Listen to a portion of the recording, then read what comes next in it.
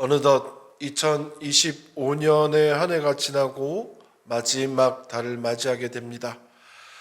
그리고 교회력으로는 성탄절 전에 4주를 대림절, 아기 예수의 오심을 기다리는 절기로 구별하여 지킵니다. 오늘이 대림절 첫 번째 주일입니다. 대림절 기간에는 앞에 보는 것처럼 매주 초를 하나씩 밝힙니다. 빛으로 오신 예수님을 기다린다라는 의미이기도 하고, 우리도 예수 그리스도의 제자로서 이 세상의 빛으로 살자는 성탄의 결심이 담겨 있기도 합니다. 그러나 우리가 사는 세상을 둘러보면 암담하기 그지없습니다. 세계 각처에서 들려오는 전쟁과 폭력의 소식들은 우리의 가슴을 무겁게 짓누릅니다. 생활고를 못 이겨서 스스로 목숨을 끊는 사람들의 이야기, 갑자기 올린 월세를 감당하지 못해 쫓겨나는 사람들의 이야기, 일터로 돌아가기 위해 지금도 길 위에 서 있는 사람들의 아슬아슬한 삶의 이야기를 듣노라면 이 세상에 과연 희망이 있는가 의문이 들기도 합니다. 그런데 제가 생각하기에 이것보다 더 심각한 문제들이 있습니다.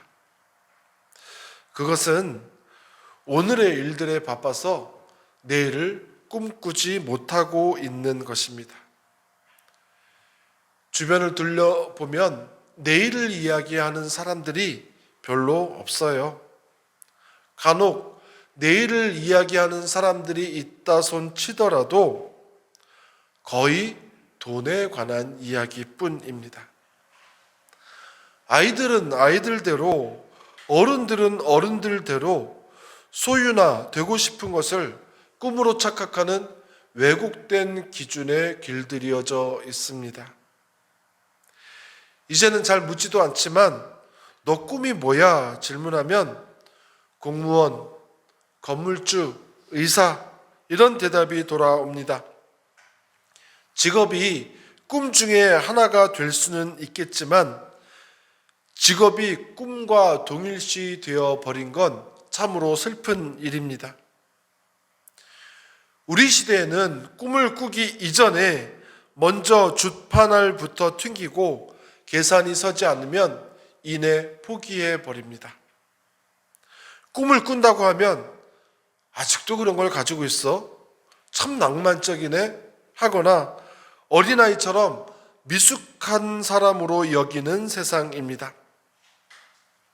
꿈을 잃었다는 말은 세상에 내일을 담보 잡혔다는 말과 동의어입니다. 그런데도 대수롭게 생각하지 않아요.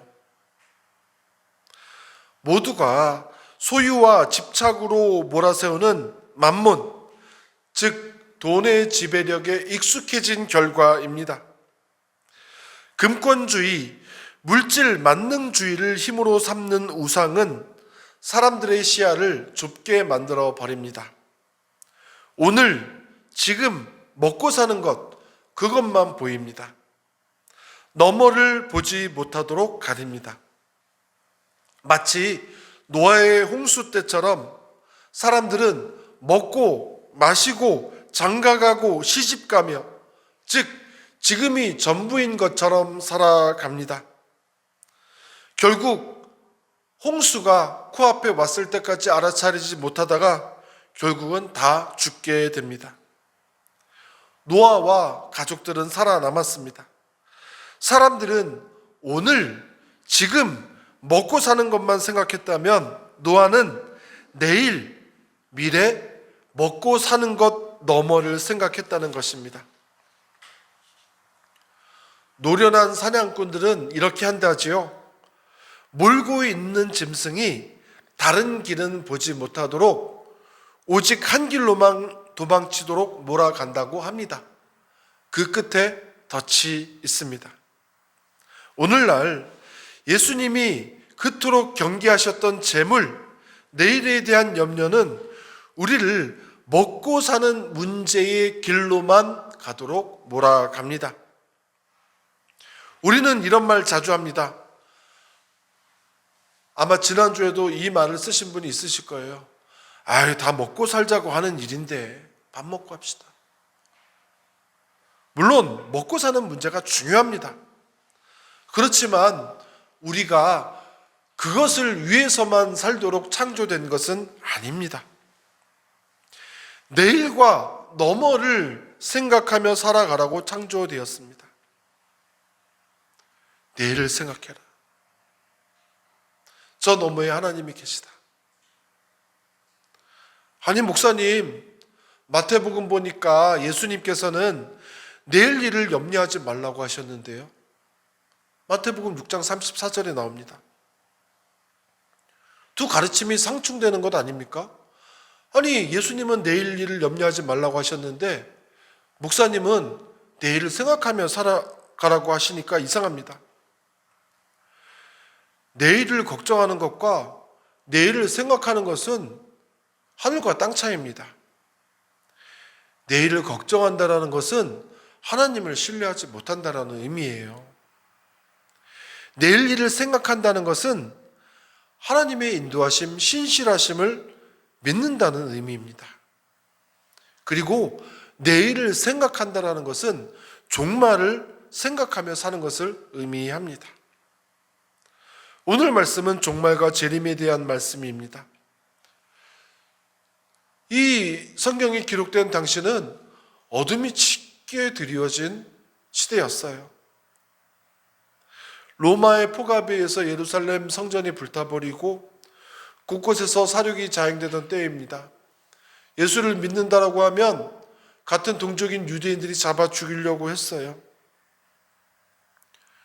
이 세상에 희망은 없는 것 같았습니다. 그런데 주님은 십자가에 달려 돌아가시기 전에 내가 몇 날이 못 되어서 다시 올 것이다 약속하셨습니다. 사람들은 그날이 오면, 주님이 다시 오시게 되면, 재림하게 되면 누구도 벗어날 수 없을 것만 같은 그 암담하고 참혹한 세상의 질서가 끝나고 저 제국과 불법의 힘은 마침내 쓰러질 것이라고 생각을 했습니다. 참으로 꿈만 같은 일이죠. 정말 그렇게만 된다면 지금 겪고 있는 고난의 시간들은 얼마든지 참아낼 수 있을 것 같았습니다. 그런데 문제가 생겼어요. 36절에 뭐라고 말씀하시냐면 그날과 그 시각은 아무도 모른다. 하늘의 천사들도 모르고 아들도 모르고 오직 아버지만이 아신다. 문제는 주님께서 다시 오시겠다고 했는데 그 약속의 날이 언제인지 아무도 모른다라는 겁니다. 터널을 지날 때 여러분 걱정합니까? 걱정 안 합니까? 걱정 안 하잖아요. 아무리 어둡고 막막해도 끝이 있는 것을 알기에 이 캄캄한 터널을 지나갈 수 있습니다. 고난의 끝이 정해져 있다면 그 끝을 알고 난 이후부터는 고난은 희망의 통로가 될 수 있습니다. 하지만 반대로 약속이 있고 희망이 있는데도 그 끝이 언제인지 알지 못한다면 희망이라는 말이 도리어 가혹한 고문이 될 수 있습니다. 희망 고문이죠. 아니 분명하게 다시 오실 날을 가르쳐 주신다면 우리가 주님이 오시는 길을 예비할 뿐만 아니라 시험에 빠지지도 않을 것이고 넘어지더라도 그날 예수님이 다시 오신다라고 했는데 일어서고 기쁨과 감사로 살아갈 수 있을 겁니다. 그런데 주님도 그때를 모른대요. 주님은 그때와 시는 아무도 모른다라고 말씀하시면서 이렇게 명령하세요. 깨어 있어라. 다시 성경을 읽어보아도 딱 한 가지 명령만 하십니다. 깨어 있어라. 홍수 때 노아가 그러했던 것처럼 밭을 매던 중 데려감을 받은 한 사람처럼 맷돌질을 하다가 데려감을 받은 한 여인처럼 집주인이 언제 올지 몰라 준비하고 있는 종처럼 그저 깨어 있어야 한다는 겁니다. 그런데 깨어 있으라는 말씀이 우리의 믿음 없음과 만나게 되면 언제일지 알 수 없다는 사실이 우리에게 불안감을 조장합니다. 또 공포감을 줍니다. 그래서 나타나게 되는 것이 시한부 종말론이에요. 아니, 예수님은 다시 오신다라고 했는데 그 때와 시를 알지 못하니까 불안해지는 겁니다. 그거를 이단들이 교묘하게 이용을 합니다. 그래서 현실에 대해서 체념하게 만들고, 어떤 사람들은 깨어 있으라고 하니까 24시간 기도한다라고 하고요. 또 어떤 사람들은 교회에 모여가지고 주님께서 오신다라고 하면서 광신적인 신앙의 행태들을 보이기도 합니다. 왜 예수님은 종말에 대해서 이렇게 애매하게 말씀하셨을까요? 아니, 예수님이 하나님의 아들인데 예수님도 알지 못한다라고 하면 예수님이 정말 전지전능하신 분이 맞는가 생각이 들기도 합니다. 저는 이렇게 생각합니다. 예수님의 재림은 이미 지속적으로 이루어지고 있다. 이게 무슨 말이냐?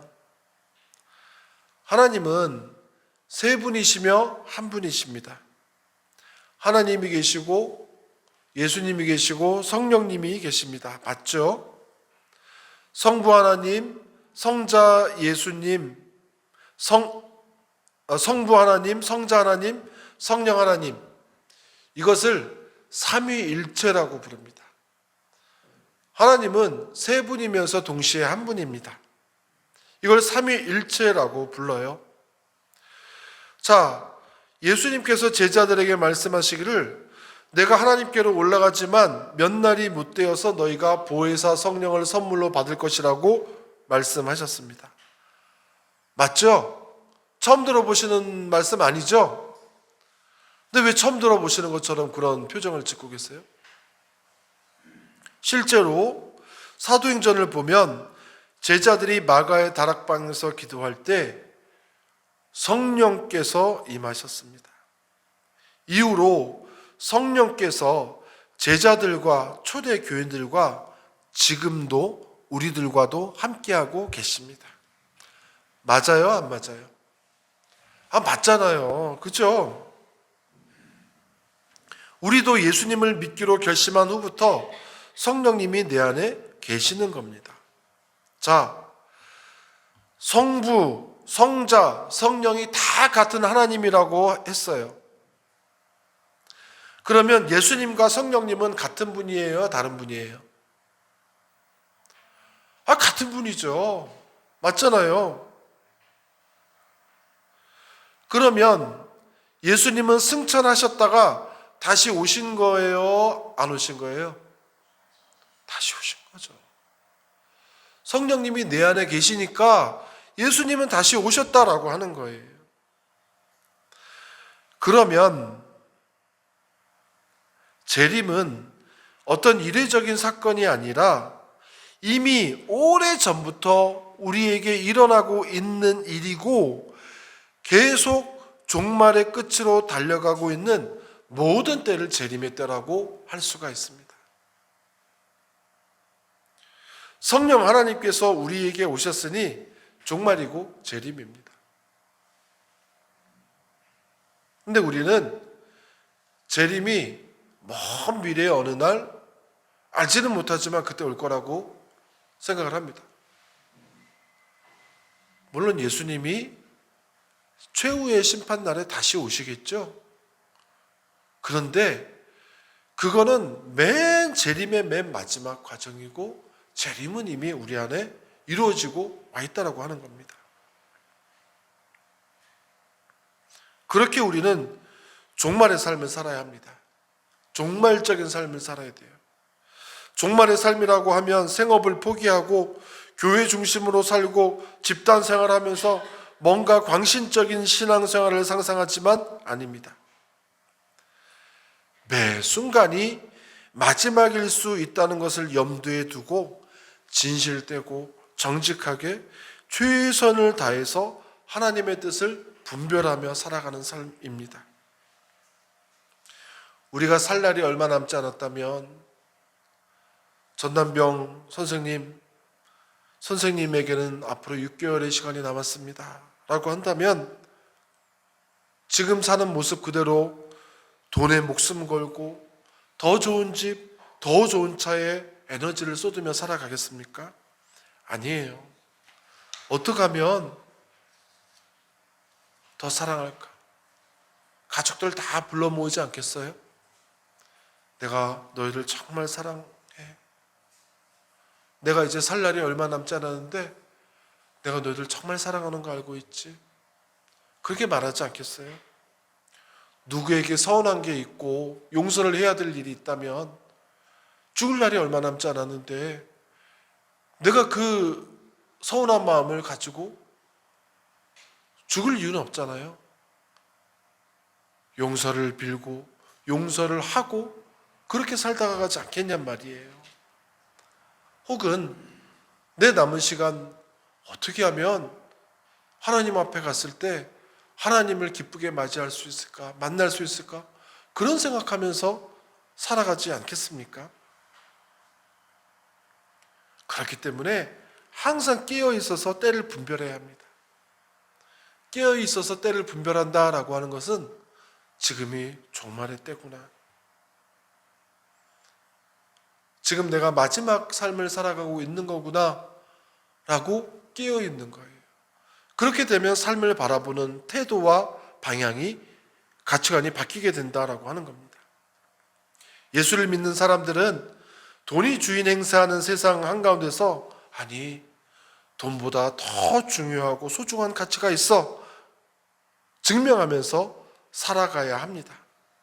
성공하는 것보다 서로 사랑하며 사는 것이 더 중요하고 섬김을 받기보다 섬기는 것이 더 귀한 삶이고 높아지려 하기보다는 낮아지는 것이 더 소중한 삶의 가치임을 증명하면서 사는 사람들입니다.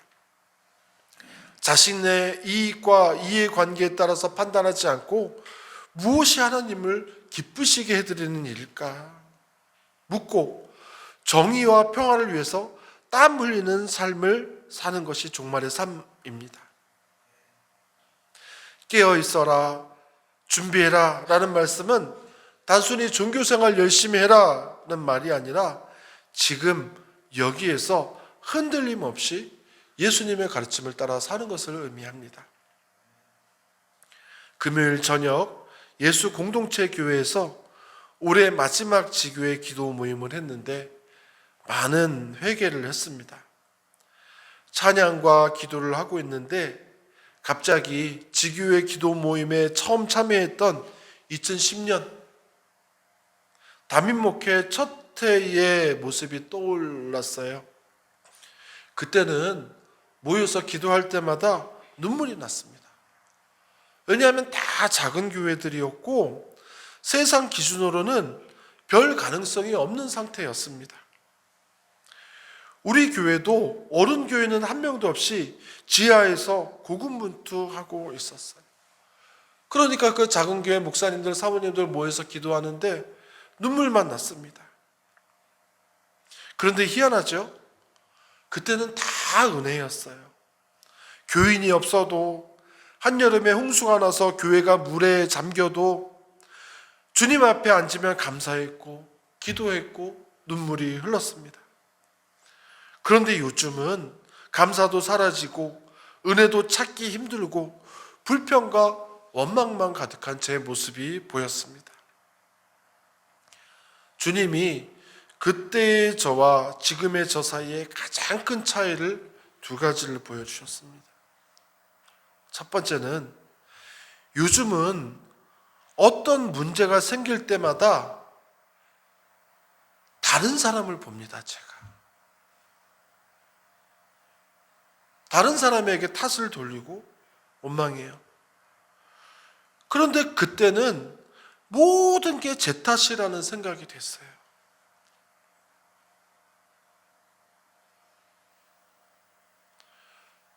그러니까 하나님이 고치기 쉬우셨습니다.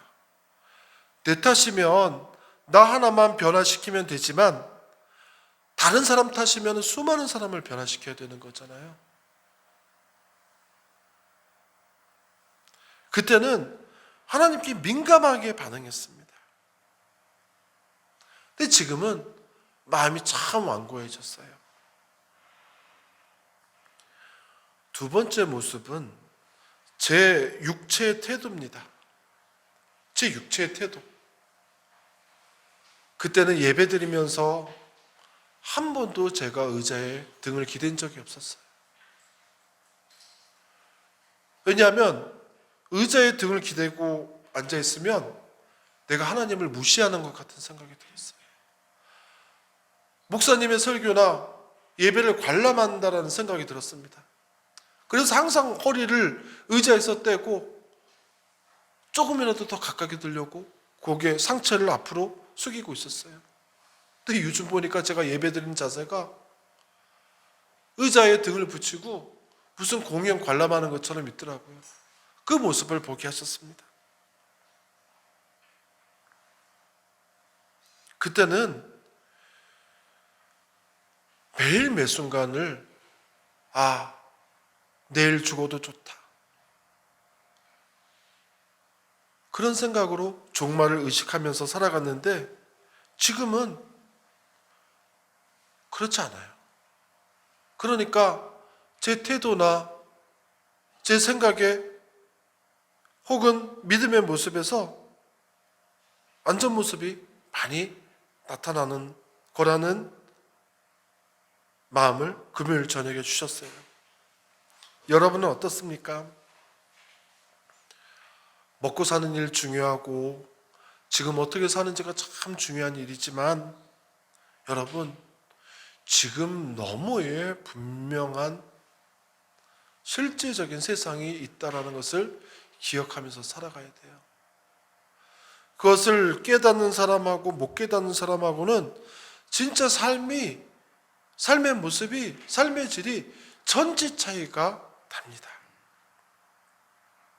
부디 이 대림절에 주님 다시 오심을 기억하면서 기대하면서 살아가는 저와 여러분이 되었으면 좋겠습니다. 계속 사랑하고 계속 진실하고 계속 신실하게 하나님의 뜻에 순종하며 살기를 결단하는 대림절이 되었으면 좋겠습니다. 그래서 우리에게 오시는 주님을 기쁨으로 맞이할 수 있는 성탄절기가 되기를 간절히 축복합니다. 우리 말씀을 묵상하면서 잠시만 침묵하며 기도하겠습니다.